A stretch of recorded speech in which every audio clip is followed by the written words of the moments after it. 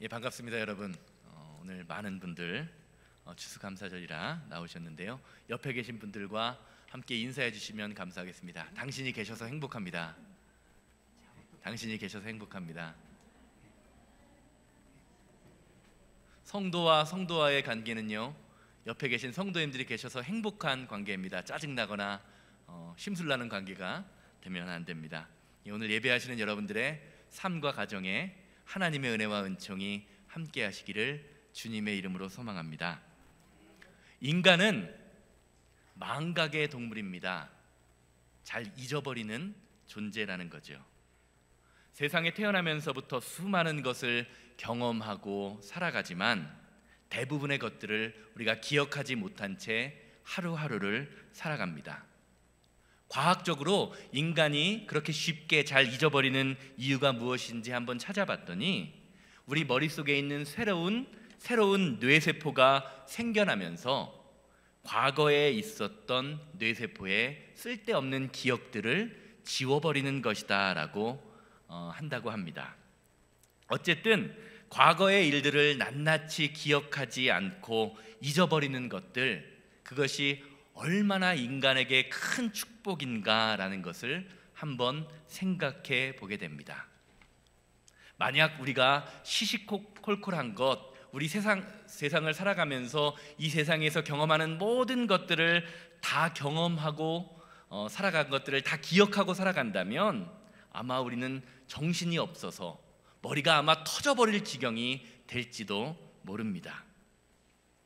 그런데 이렇게 망각의 동물인 인간에게 한 가지 문제가 있어요. 그것이 무엇이냐? 그것은 기억하지 않아도 될 것들, 그냥 쉽게 잊어버리면 참 인생에서 행복한 것들은 기가 막히게 기억하면서 잊지 않고 살아간다는 것입니다. 살면서 잊어버려도 될 것 같은 아픈 기억들, 나를 힘들게 하거나 불편하게 하고 서운하게 했던 사람들, 그러한 감정들은요 절대로 잊어버리지 않고 마음속에 묻어놓고 살아갑니다. 이런 것들을 다 잊고 살면 인간관계가 아주 쉽게 술술 잘 풀릴 것 같은데, 다 잊은 것 같다가도 예전에 비슷한 상황을 다시 만나거나 나를 힘들게 했던, 내가 미워했던 사람을 다시 만나면 어떻습니까? 마음 한구석에 자리 잡고 있던 그 상처, 아픈 마음이 스물스물 다시 올라와서 우리의 마음을 어렵게 하고 힘들게 만들 때가 있습니다. 그게 인생, 저와 여러분들의 모습입니다. 그런데 우리가 성도로서 우리에게 더 큰 문제는요, 많은 성도들이 하나님이 나에게 베풀어 주신 그 은혜, 그 감사를 잊어버리고 산다라는 데 있다는 것이 아닐까라는 생각을 해봅니다. 지금까지 인생을 살아오면서 하나님께서 나를 지켜주시고 어려울 때, 힘들 때 베풀어 주셨던, 나를 인도하셨던 하나님의 그 은혜를 잊어버리면서, 기억하지 못하면서 살아가는 사람들이 참 많이 있음을 보게 됩니다. 힘들고 어려울 땐 주님의 전에 나와서, 십자가 앞에 나와서 엎드리고 울부짖으면서 하나님, 이 고비만 넘겨주시면 내가 하나님께 영광을 돌리면서 살겠습니다, 하나님께 감사하면서 살겠습니다 라고 부르짖을 때는 언제고, 하나님, 이 사업장을 통해서 내 인생을 하나님 앞에 드리겠습니다, 이 사업장을 통해서 하나님께 영광을 돌리겠습니다 라고 기도할 때가 있었지만, 하나님의 은혜로 그 상황이 해결되어 버리면 언제 그랬냐는 듯이 예배와 찬양과 기도가 끊어져 버리는 모습이 우리에게 종종 나타나곤 한다는 것입니다. 야곱의 모습을 한번 보시기 바랍니다.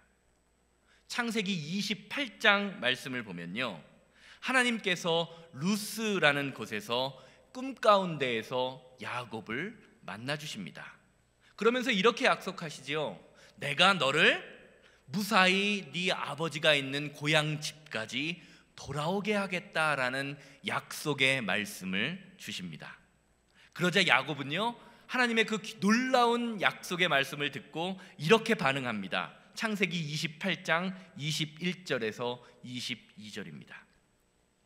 내가 평안히 아버지의 집으로 돌아오게 하시면 여호와께서 나의 하나님이 되실 것이요 내가 기둥으로 세운 이 돌이 하나님의 집이 될 것이며 하나님께서 내게 주신 모든 것의 10분의 1을 내가 반드시 하나님께 드리겠나이다 하였더라. 우리는 쉽게 보면 이 야곱의 약속, 이 야곱의 서원을 보고 하나님을 만난 야곱의 믿음이 와, 참 대단하구나라고 생각하기 쉽습니다. 그런데 가만히 야곱의 고백을 들여다보면 야곱의 믿음이 좋은 믿음이 아니었다라는 것을 알 수 있습니다. 한번 말씀 가만히 보세요. 지금 야곱은요, 하나님과 딜을 하고 있습니다. 하나님이 꿈을 통해서 사닥다리를 보여주시면서 놀라운 자신의 삶의 비밀을 보여주고 계시는데, 축복의 말씀을 주고 계시는데 그 말씀을 믿지 못하고 하나님께서 만약에 나에게 이렇게 해주시면 내가 이렇게 하겠습니다 라고 딜을 하고 있는 거예요. 이건 무슨 말입니까? 만약에 하나님이 나에게 이렇게 해주지 않으면 나도 하나님께 이렇게 하지 않겠다라는 것입니다. 사랑하는 여러분, 이런 모습은요, 신앙인의 모습이 아닙니다. 진정한 성도의 모습은 하나님이 나에게 무엇을 해주시면, 이런 if라는 절의 조건절의 모습이 아니라 하나님께서 나에게 베푸신 그 놀라운 은혜를 감당할 수 없어서 하나님의 약속의 말씀대로, 하나님의 뜻대로 살아가는 것, 그리고 하나님의 뜻대로 살아가는 성도에게 또 다른 하나님이 다른 더 커다란 축복을 허락하시는 것, 그것이 신앙의 모습입니다. 야곱의 모습에서 우리는 이런 것을 볼 수 있는 거예요. 야곱은 루스에서 하나님의 약속을 들었을 때 세 가지 약속을 합니다. 하나님이 나를 무사히 집에 돌아오게 하시면 첫 번째는 하나님이 나의 하나님이 될 것입니다. 두 번째는 내가 지금 이 세운 돌 기둥이 하나님의 집이 될 것입니다. 세 번째는 하나님이 나에게 허락하신 모든 소득의 11조를 드리겠습니다. 이 세 가지의 조건적인 약속을 합니다. 그런데 성경을 눈을 씻고 찾아봐도 야곱이 아버지의 집에 돌아온 이후에 이 약속을 지켰다는 기록이 없습니다. 없어요. 야곱이 자신에게 베푸신 하나님의 은혜를 완전히 잊어버린 것입니다. 하나님의 도우심으로 아버지의 집에 무사히 돌아왔지만 그에게 있어서 하나님의 약속이란 과거에 잊혀진 과거의 기억이 되어버린 겁니다. 결국 창세기 34장의 말씀에서 자신의 딸 디나가 이방민족 히위 족속들에게 수치를 당하고, 그리고 그 야곱의 아들들이 원수를 갖겠다고 그 사람들을 다 모조리 잡아 죽이고 난 이후에야 자신의 잘못, 자신의 약속을 깨닫고 그 베델의 약속을 기억합니다. 창세기 35장 3절, 7절, 14절, 15절 이어서 제가 읽도록 하겠습니다.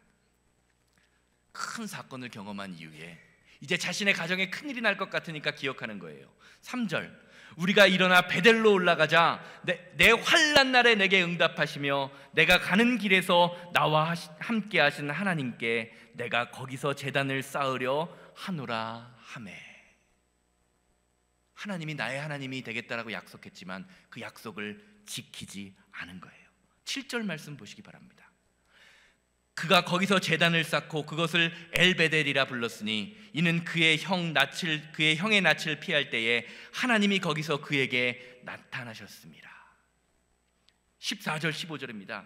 야곱이 하나님이 자기와 말씀하시던 곳에 기둥 곧 돌기둥을 세우고 그 위에 전제물을 붓고 또 그 위에 기름을 붓고 하나님이 자기와 말씀하시던 곳의 이름을 베델이라 불렀더라. 두 번째 약속이 무엇이었죠? 내가 세운 기둥으로 이 돌이 하나님의 집이 될 것입니다 라고 약속의 말씀을 드렸는데, 창세기 35장 14절 15절 말씀에 하나님이 자기와 말씀하시던 곳의 이름을 베델이라 불렀더라. 이 베델의 뜻이 무엇인지 아십니까? 바로 하나님의 집이라는 뜻이에요. 야곱은요, 이 세 가지의 약속 가운데 한 가지도 지키지 않았습니다. 한 가지 약속도 기억하지 못한 것입니다. 사랑하는 여러분, 우리가 인생을 살면서 우리의 지난 인생을 가만히 뒤돌아보면요, 우리의 인생의 고비고비마다 은혜로 함께 하시고 우리를 도와주신 하나님의 은혜와 능력이 있음을 보게 됩니다. 그런데 때로 우리가 살아가는 이 현실 가운데에서 지금 살만하다고, 지금 괜찮다고 그런 하나님이 우리에게 베푸신 모든 은혜를 잊어버리고, 나 혼자 열심히 살았고 나의 능력으로 다 이루었노라, 내가 참 고생 많이 했구나라고 생각할 때가 종종, 아니 아주 자주 있습니다. 우리는 이런 야곱의 모습을 보면서요, 우리도 여전히 하나님이 나에게 베푸신 그 축복을 주시면 하나님 나도 이렇게 하겠습니다, 하나님을 잘 섬기겠습니다 라고 고백했던 그 약속이 있지는 않았는지, 여전히 나는 하나님과 딜을 하는 신앙을 하고 살아가고 있지는 않은지 저와 여러분들의 모습을 돌아보아야 할 것입니다. 그래서 오늘 우리가 함께 읽은 전도서의 말씀은요, 신앙인들에게 이렇게 말해주고 있어요. 전도서 12장 1절 2절 오늘 본문 말씀인데요, 너는 청년의 때에 너희 창조주를 기억하라, 이렇게 증거합니다. 성경에서 우리에게 창조주 하나님을 기억하라 라고 하는 이유는요, 우리의 과거에 지나온 모습을 기억할 때 우리는 감사할 수 있기 때문입니다. 영어로 기억이라는 말 무슨 단어인지 아십니까? remember죠. remember. 다시라는 뜻의 접두사 리라는 단어와 집단, 구성원이라는 단어의 멤버가 합쳐진 말입니다. 그러니까 remember라는 단어의 뜻은요, 다시 멤버가 되다라는 의미예요. 쉽게 말하면 우리가 과거의 어떤 사건을 기억하게 되면 그 사건 속으로 우리는 다시 돌아가게 된다, 우리의 마음이 다시 돌아가게 된다라는 의미가 있습니다.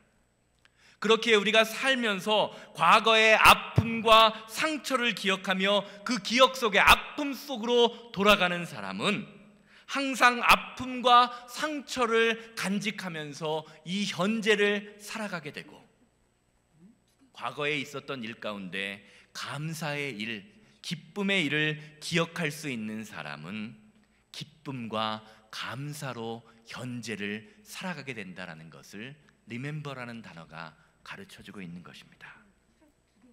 사랑하는 여러분, 여러분은 인생을 살아가시면서 어떤 것을 기억하고 살아가고 계십니까? 과거의 아픔과 상처만을 붙들며, 미워했던 사람들을 붙들며, 상처의 사건을 붙들며 그것 때문에 아파하면서 현재를 괴로움과 고통 가운데 살아가고 계십니까? 아니면 기쁨과 감사의 모습으로 행복함을 기억하면서 오늘 현재를 기쁨과 감사와 행복으로 살아가고 계십니까? 그렇다면 과연 어떤 것을 기억하는 사람을 성도라고 할 수 있을까요? 혹시 여러분의 삶 가운데 과거의 아픔과 상처가 현재의 나를 힘들게 한다면 그 과거의 아픔과 상처를 예수 그리스도의 십자가의 능력으로 물리쳐 버리실 수 있는 여러분들 되시기를 주님의 이름으로 소망합니다. 그리고 여러분에게 행하신 기쁨과 감사를 기억하시기 바랍니다. 감사를 기억할 때, 기쁨을 기억할 때 우리는 감사의 삶을 살 수 있습니다. 이것이 성경이 말하는 참된 행복의 비결입니다. 성경이 오늘 말씀을 통해서 저와 여러분들에게 창조주 하나님을 기억하라라고 말하는 이유는요, 우리가 하나님을 먼저 기억하기 이전에 하나님이 우리를 먼저 기억해 주시고 사랑해 주시는 분이기 때문임을 우리는 성경을 통해서 알 수 있습니다. 출애굽기 2장 23절에서 25절 말씀 함께 보시기를 바라요. 출애굽기 2장 23절에서 35절. 여러 해 후에 애굽 왕은 죽었고 이스라엘 자손은 고된 노동으로 말미암아 탄식하며 부르짖으니 그 고된 노동으로 말미암아 부르짖는 소리가 하나님 앞에 상달된지라. 하나님이 그들의 고통 소리를 들으시고 하나님이 아브라함과 이삭과 야곱에게 세운 그의 언약을 기억하사 하나님이 이스라엘 자손을 돌보셨고 하나님이 그들을 기억하셨더라. 출애굽기 1장 8절 말씀을 보면요, 요셉을 알지 못하는 새 왕이 애굽에 일어나서 이스라엘 백성들을 억압했다라고 성경은 말합니다. 성경을 가만히 보면 이스라엘 백성들의 고난의 문제도 무엇에서 시작된 거예요? 이스라엘 백성들이 종 노릇을 하기 시작된 이유가 바로 망각, 기억하지 못함, 애굽 왕이 요셉을 기억하지 못함에서 시작되었다라고 말하고 있는 거예요. 그런데 성경은 사람들은 이렇게 자신들에게 은혜를 베푼 사람의 은혜를 잊어버리지만 하나님께서는 이스라엘 백성들을 기억하셨다라고 증거하고 있습니다. 심지어는 이스라엘 백성조차도 하나님과의 언약, 하나님과의 약속을 기억하고 있지 못하지만 하나님은 기억하고 계셨다라는 것입니다. 그래서 출애굽기 2장 23절에서 25절 말씀을 보면 계속해서 나오는 단어가 있어요. 하나님이 그의 약속을 기억하셨고 하나님이 이스라엘 자손을 돌보셨고 하나님이 그들을 기억하셨다라고 증거하고 있음을 보게 됩니다. 사랑하는 여러분, 지금 여러분들의 삶 가운데 어떤 고통과 아픔과 상처 가운데 살고 계십니까? 어떤 어려움이 여러분들의 마음을 아프게 하고 힘들게 하고 있습니까? 어떤 상황에서도 약속을 잊지 않으시는 그 하나님의 은혜를 기억하시는 여러분들 되시기를 주님의 이름으로 소망합니다. 약속을 잊지 않으시는 것, 나를 사랑하시겠다는 그 약속을 잊지 아니하시는 것, 그것이 여러분들을 향한 하나님의 은혜이기 때문입니다. 그래서 이사야 44장 21절 말씀은 저와 여러분들에게 이렇게 증거합니다. 이사야 44장 21절입니다. 야곱아, 이스라엘아, 이 일을 기억하라. 너는 내 종이라. 내가 너를 지었나니 너는 내 종이라. 이스라엘아, 너는 나에게 잊혀지지 아니하리라. 아멘. 사랑하는 여러분, 우리가 인생을 살다가 몸이 약해지고 사업에 실패하고 마음먹은 일들이 내 뜻대로 되지 않을 때 우리의 마음속에 낙심이 들 때가 있어요. 그러다 보면 우리 마음속에 어떤 생각이 듭니까? 혹시 하나님이 나와 함께 하시지 않는 것은 아닐까? 하나님이 나를 잊고 계신 것은 아닐까라는 생각이 들기도 합니다. 그런데 그런 생각은요, 하나님이 나에게 주시는 생각이 아니라 사탄이 우리를 쓰러뜨리려고 하고 사탄이 우리를 넘어뜨리려고 우리에게 주는 생각임을 기억하시기 바랍니다. 좌절되고 낙심되는 순간, 내 몸이 병약하여 힘들고 어려워서 이제는 정말 힘들구나, 이제는 안 되겠구나 하는 그 순간 이 말씀을 기억하시기 바랍니다. 이스라엘아, 너는 내게 잊혀지지 아니하리라.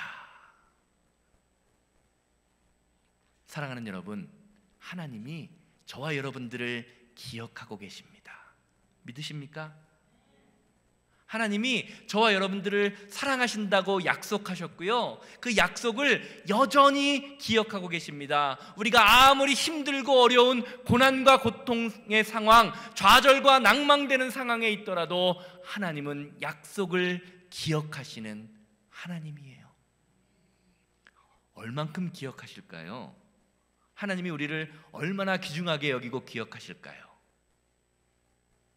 손바닥에 여러분의 이름을 새길 만큼 기억하신다고 그래요. 이사야 49장 5절에서 16절 말씀입니다. 이사야 49장 15절에서 16절.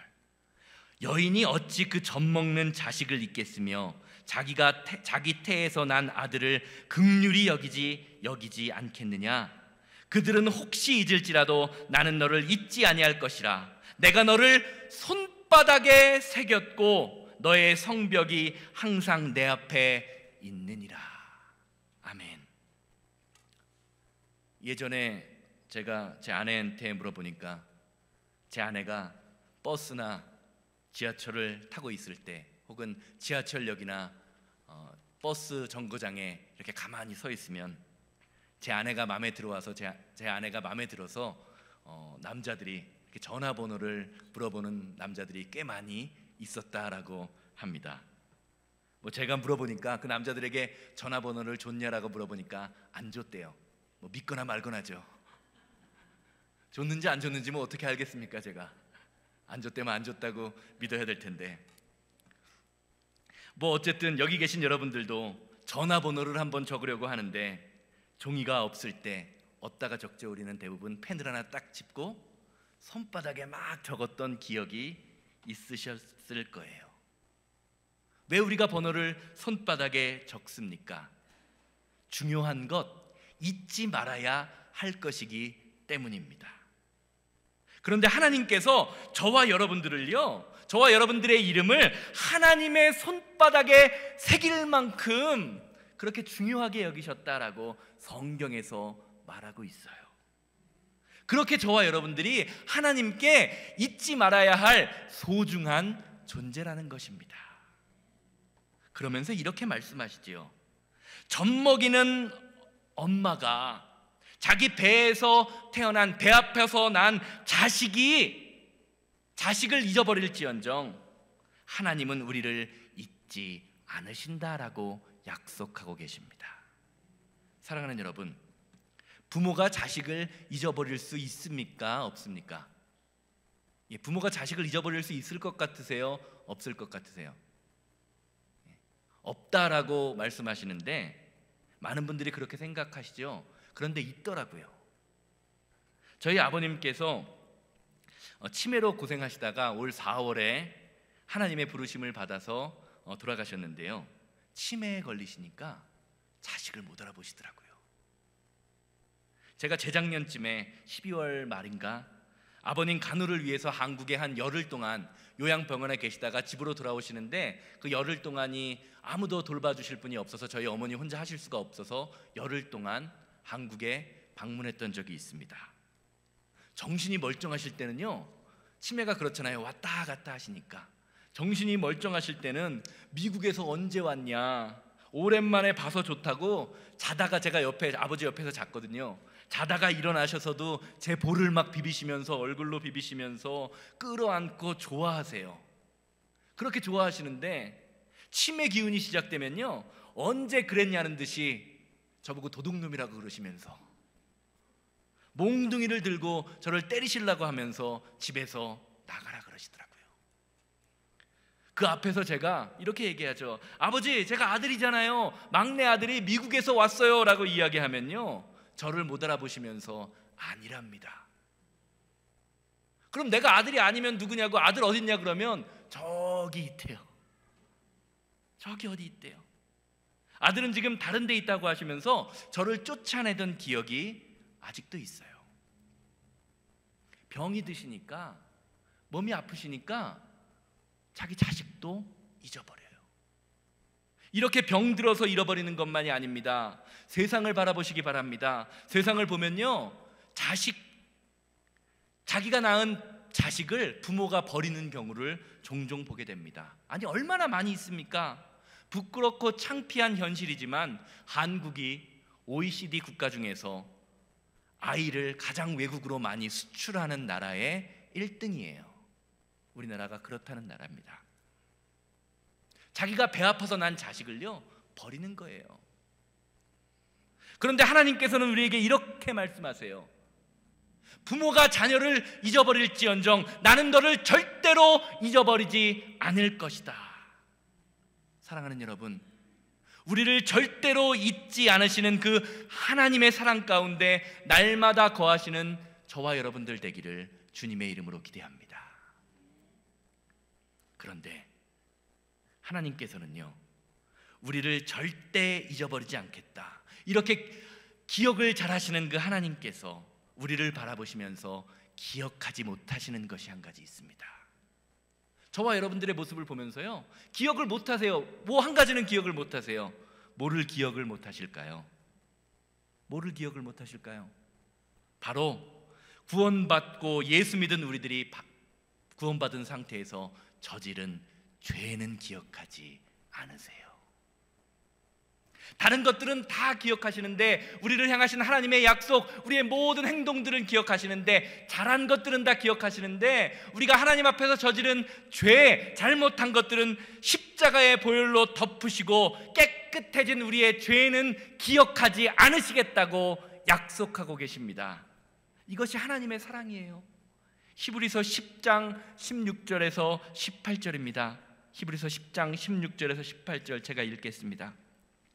주께서 이르시되 그날 후로는 그들과 맺을 언약이 이것이다 하시고 내 법을 그들의 마음에 두고 그들을 생각에 기록하라 하신 후에 또 그들의 죄를 그들의 불법을 내가 다시 기억하지 아니하리라 하셨으니 이것들을 사하셨은즉 다시 죄를 위하여 제사 드릴 일이 없느니라. 하나님께서는요 우리의 모든 것들은 다 기억하시는데, 예수 그리스도의 십자가의 사랑, 하나님의 말씀이 우리의 마음속에 있는 성도의 죄는 다시는 기억하지 않겠다고 약속하고 계십니다. 사랑하는 여러분, 이러한 십자가의 능력, 예수 그리스도의 십자가의 보혈이 저와 여러분들의 삶 가운데 마음속에 새겨져야 합니다. 머리가 아니에요, 마음이에요. 이것이 우리의 죄악을 모두 잊어버리시겠다는 하나님의 약속의 말씀의 조건입니다.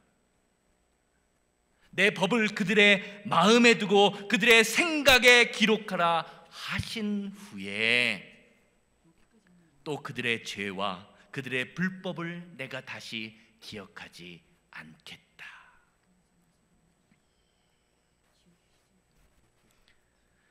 하나님의 잊으심이 없다면, 하나님의 속죄함이 없다면 지금 이 자리에 나와서 예배할 수 있는 사람이 과연 한 사람이라도 있을까요? 누가 떳떳하게 하나님 앞에 나와 예배할 수 있겠습니까? 사랑하는 여러분, 기억할 것은 철저히 기억하시고 잊을 것은 완전히 잊어버리시는 그 하나님의 완벽한 사랑이 느껴지십니까? 믿어지십니까? 아멘이죠. 이게 믿어져야 됩니다. 이게 믿어지는 것이 신앙입니다. 그렇다면 과연 오늘 말씀을 듣는 우리는 이 세상을 살아가면서 어떻게 살아야 하겠습니까? 무엇을 기억하고 무엇을 잊고 살아야 할까요? 말씀을 마치기 전에 몇 가지 질문 한번 드려보겠습니다. 두 사람이 있습니다. 어떤 일에든지 감사하는 사람, 어떤 일에든지 불평하는 두 사람이 있습니다. 여러분은 여러분의 배우자로 어떤 사람을 선택하시겠습니까? 날마다 감사하는 사람입니까? 아니면 시시때때로 불평하는 사람입니까? 여러분이 그 사람에게 돈을 대어주고 여행을 간다면 누구와 함께 가고 싶으십니까? 당신에게 먹을 것이 있다면 누구에게 먹으라고 주시겠습니까? 당신이 사업체를 운영하는 사장님이시라면 누구를 데리고 함께 일을 하시겠습니까? 시시때때로 감사하는 사람입니까? 아니면 사사건건 불평하는 사람입니까? 누구입니까? 우리는 분명히 그 답을 알고 있습니다. 당연히 감사하는 사람과 함께 일을 하고 싶을 것입니다. 그렇다면 여기서 한 가지 더 질문을 드려보겠습니다. 그러면 오늘 말씀을 들으시는 여러분은 감사의 사람입니까? 아니면 불평의 사람입니까? 우리는 감사의 사람과 함께하기 원하면서 감사의 사람이 되지 못할 때가 있어요. 불평하면서 살아갈 때가 많이 있습니다. 내가 다른 사람과 감사하는 사람과 함께하기 원한다면요, 나도 감사의 사람이 되어야 합니다. 사랑하는 여러분, 오늘은 한 해를 마무리하고 정리하는 추수감사 주일로 지키는 주간입니다. 오늘 말씀을 들으시는 여러분들은 오늘 한 해, 한 달 남은 2021년을 어떻게 정리하기를 원하십니까? 과거의 아픔과 상처만을 붙들며 슬픔과 아픔으로 한 해를 마무리하기 원하십니까? 아니면 지난 시간 나를 지켜주셨던 하나님, 그 은혜를 기억하시면서 감사로 마무리하기 원하십니까? 오늘 말씀처럼 과거를 기억하시고 감사하시기 바랍니다.